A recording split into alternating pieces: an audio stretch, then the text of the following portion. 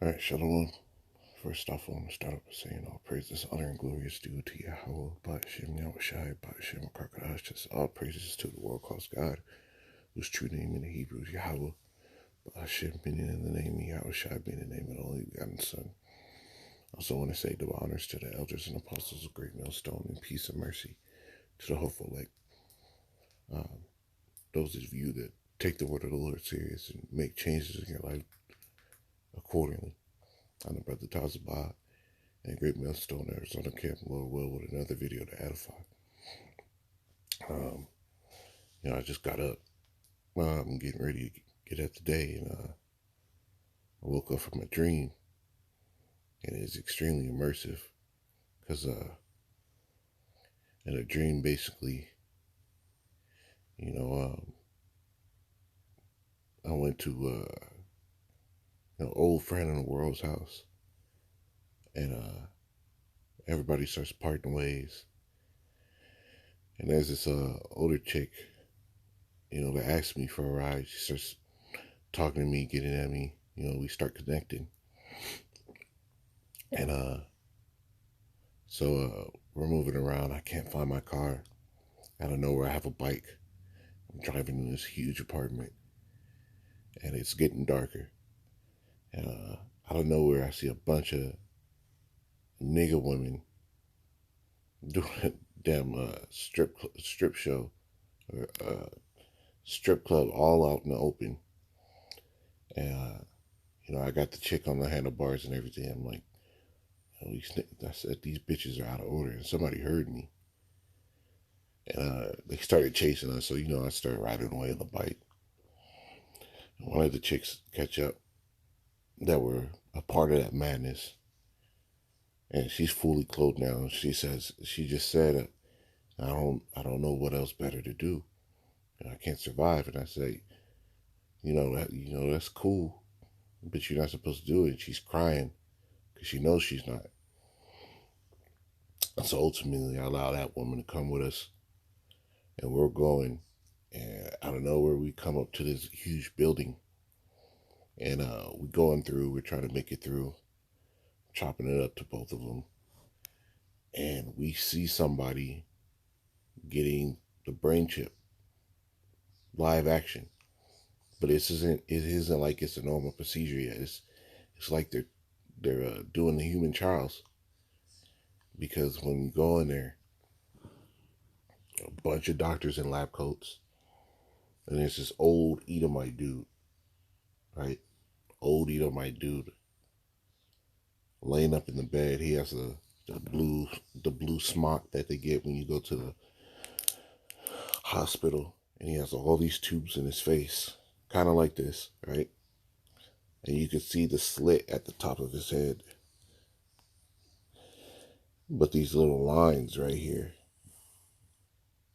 you can tell those are the wires under his skull,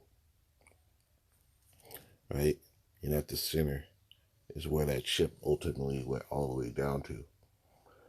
And I say, fuck, that's the mark of the beast. I said it low, because I didn't want anybody else to hear. And the chick that was a stripper, and she asked me, what are you talking about? I said, well, in the Bible, what they're doing, that's called the mark of the beast. And I started quoting the scripture to her. I said, he calls us all most small and great, rich and poor, to receive a mark in our right hand or in their foreheads, that no man might buy or sell. And I told her there's going to come a day where they're going to sit here and attach all the economic information to that thing they put in his head, right? And she was like, but now he can walk. And I just quoted her description again. He shall deceive those by means of those miracles. Right? So we're looking at this stuff, and we're like, what the fuck, man? And I'm in the mindset of, man, we got to get out of here, right? So the older chick that was already with me, still sticking by my side, right? And out of nowhere, she had to, I told her to go ahead, and she got pulled away by somebody while she was going ahead. So I'm talking to the Judite chick that was stripping, and I said, hey, I'm just telling you the facts. You could take or leave them. And ultimately, she started crying because this woman never really separated herself from the world at all. So hearing something different and waiting for the Lord wasn't enough.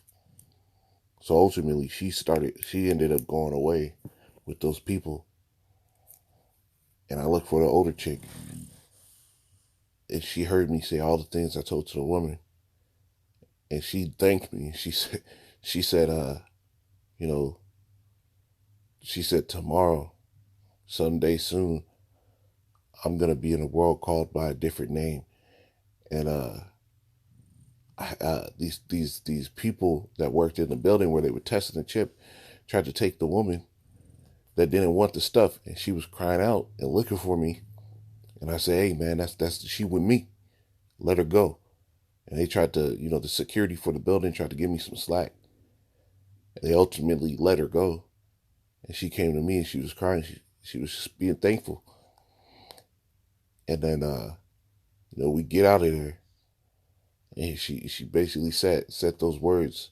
One day soon I'm gonna be in a world called by a different name. Because she wouldn't want what was coming, but the woman that was already fully immersed in the world, that never had a pull out, never had a way to get out of the world. She couldn't get to that, so it was crazy, man, seeing all the tubes in this dude's face, right? And the expression on this Edomite dude's face while they put the chip in. All those people around, right? You're getting ready to see this. You're getting ready to see a bunch of people with this stuff in them, right? Like we're all, like in this one right here, where all these are, all those little dots are on the skull cap, all of those were tubes on the person's head. And it looked exactly, when they were putting it in, the chip in, it looked exactly like that. But then you can see the wires underneath the person's face, right? And in the background, you see machines just like this, and doctors looking at all these screens just like this, making sure everything was going. And it was exactly like I was watching them get that part of the beast going, right? Let's get into some scriptures.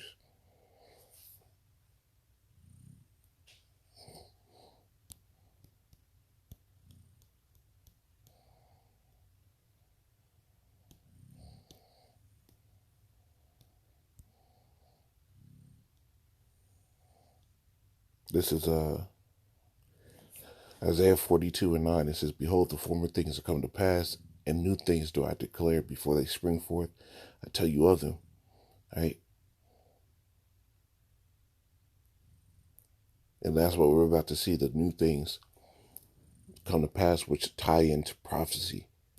Right? So Revelation 13.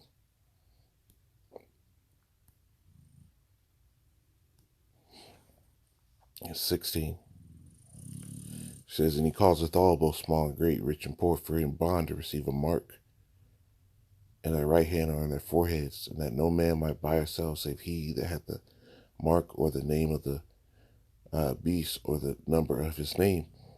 Right? There's going to be people that get deceived by this. There's going to be people that get fully deceived to believe that this is the new way, this is going to be better. And then there's going to be the remnant, the elect, that have not bowed. Let's get that.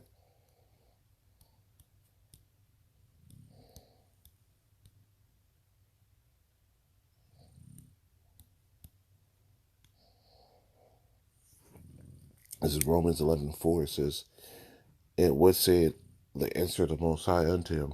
I have reserved to myself 7,000 men. That 7,000 is really just a complete number of believers. 7 represents completion, a complete number of believers who have not bowed the knee to the image of Baal, who have not submitted to wickedness, right? That's what the Lord is doing. There's going to be a righteous elect that doesn't take this stuff. And I'm telling you, that dream was extremely sobering within it. Right? Really sobering within it.